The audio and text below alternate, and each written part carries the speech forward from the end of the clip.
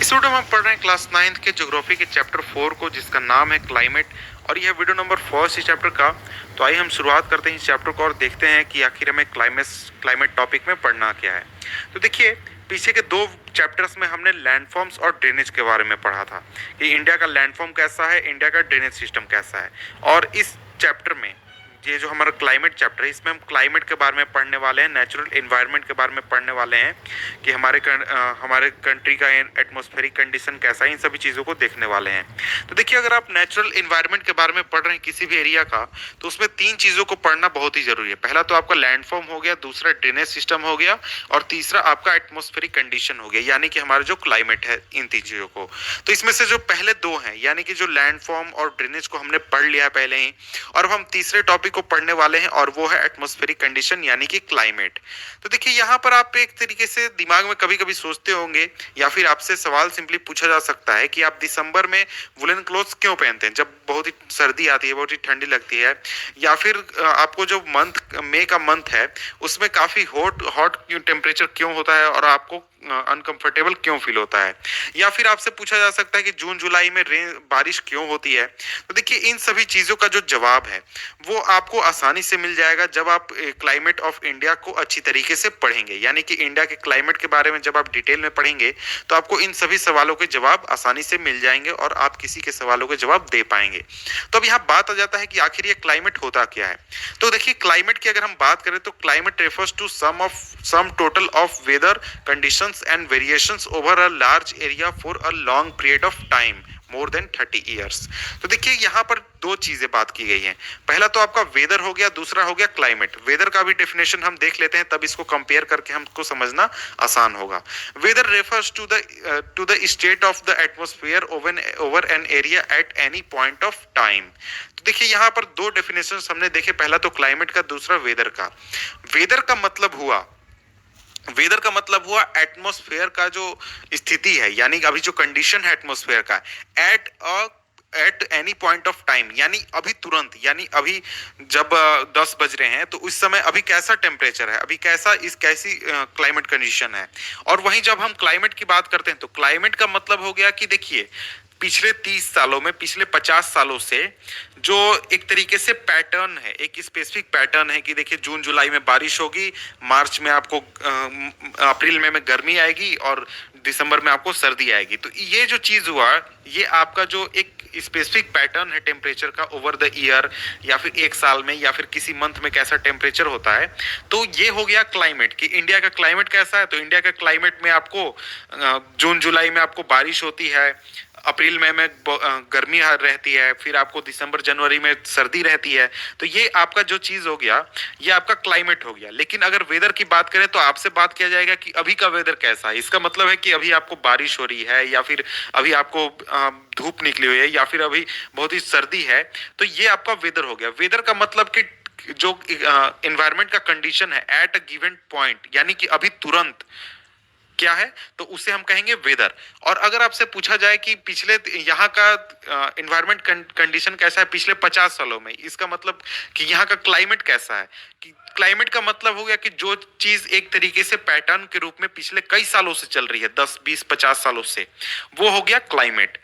तो इन दोनों चीजों को हमने समझ लिया।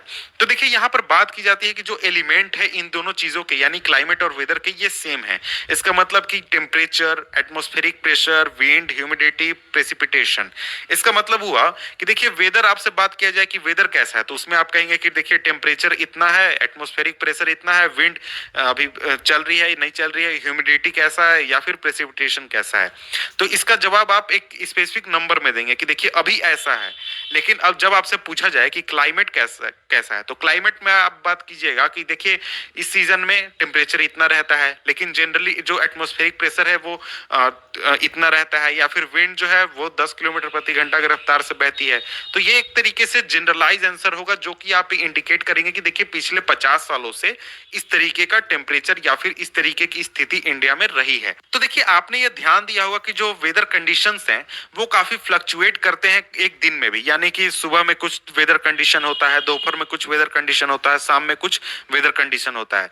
लेकिन एक तरीके का कॉमन पैटर्न है जिसके जो कि कई हफ्तों तक या महीनों तक चलता है। जैसे दिन जो है वो ठंडा होता है, कूल होता है या फिर हॉट होता है, या तो हवा बहती है या फिर शांत होती है, क्लाउडी होती है या फिर ब्राइट होती है, या फिर वेट होती है या फिर ड्राई होती है। तो इस तरीके का एक तरीके का पैटर्न होता है। जनरलाइज मंथली एटमॉस्फेरिक कंडीशन के आधार पर जो इस साल है उसको कई सारे सीजन्स में डिवाइड किया जाता है, जैसे कि विंटर, समर या फिर रेनी सीजन।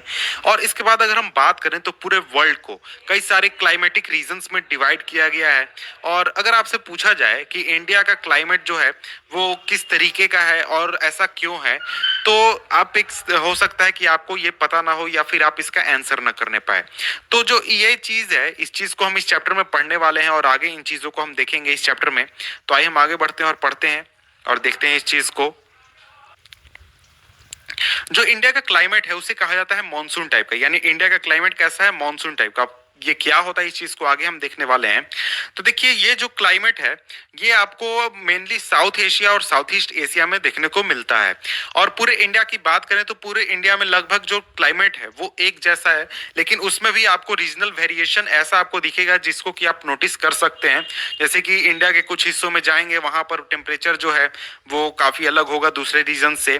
और इसके अलावा जैसे कि आप देख सकते हैं टेम्परेचर को, प्रेसिपिटेशन को, और इन चीजों को अगर आप कंसीडर करें, विंड को, इन सभी चीजों को कंसीडर करें, तो एक रीजन से दूसरा रीजन जो है इंडिया का वो उसमें आपको वेरिएशन देखने को मिलेगा। लेकिन उसमें भी आपको जो एक पैटर्न है वो एक जैसा है पूरे इंडिया में। और इसको अगर आप चाहें तो ध्यान दे सकते हैं। अगर आप नोटिस करें तो आपको पता लगेगा कि जो सीजन टू सीजन वेरिएशन है या फिर जो प्लेस टू प्लेस वेरिएशन है वो आप नोटिस कर सकते हैं। फॉर एग्जाम्पल अगर आप समर में जाएं राजस्थान में, तो कुछ ऐसे रीजन है जहां पर टेम्परेचर जो है वो 50 डिग्री सेंटीग्रेड पहुंच जाता है। लेकिन कुछ ऐसे एरियाज भी हैं जैसे कि आपका जम्मू कश्मीर का पहलगाम, यहाँ पर आपको टेम्परेचर जो गर्मी के दिनों में आपको 20 डिग्री सेंटीग्रेड के आसपास ही रहता है।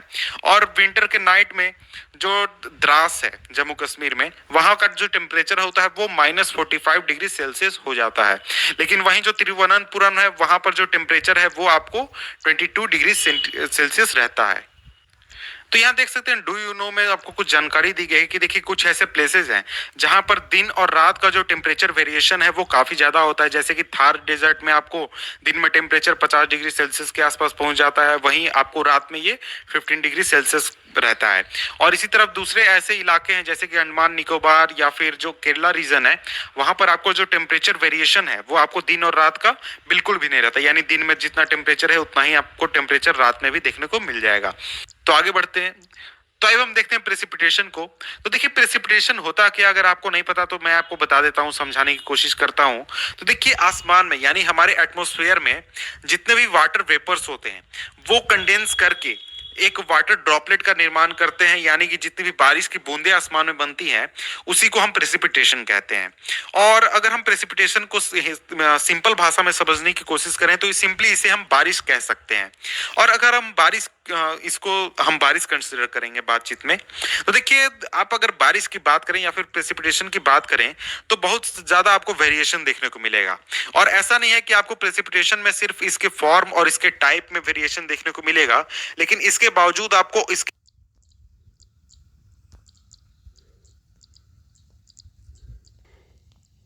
अमाउंट और इसके सीजनल डिस्ट्रीब्यूशन में भी आपको वेरिएशन देखने को मिलेगा।